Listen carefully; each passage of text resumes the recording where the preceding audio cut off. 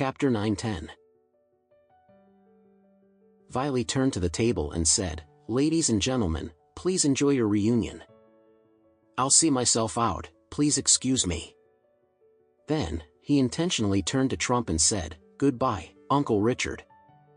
Trump glanced at Viley like he was looking at his own son and said in a kind and fatherly manner, "Okay, go right on with your business."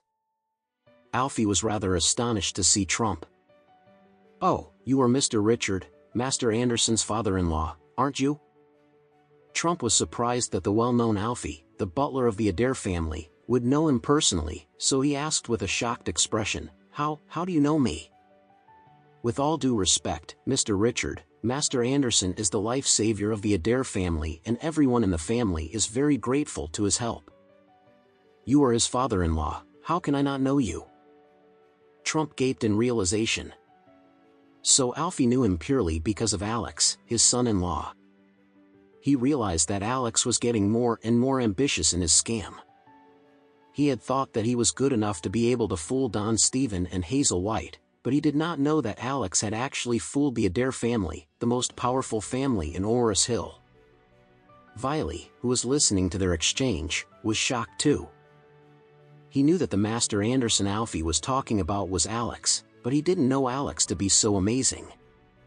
Even the honorable butler of the Adair family would address Alex as Master Anderson in such a respectful manner. Moreover, Alfie said that Alex was the family's life savior. Was he referring to the feng shui job that Alex had done for them? Viley felt that the mysterious vibe surrounding Alex was getting thicker and thicker. He figured that he could take a closer look at Alex's abilities and learn some in-depth information about him when he came to his company for feng shui observation later. Alfie said graciously, "Mr. Richard, I didn't know that you would be here today. In that case, I will personally serve you. Please let me know directly if you have any needs." The other people on the table were dumbfounded. Many of them were locals and they knew how powerful the Adair family was, so no one had expected Trump to have such an influence that Alfie would treat him so kindly. Drew was also bewildered. He couldn't understand it. Why did Alfie, who was dismissive of him, was so polite to Trump?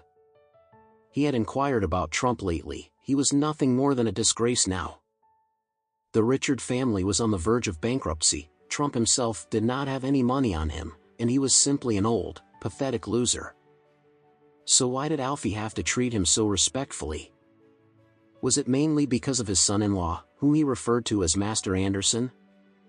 Drew was suddenly curious about Trump's son-in-law, so he nudged his friend next to him and asked in a low voice, "Hey, who is Trump's son-in-law and what do you know about him?"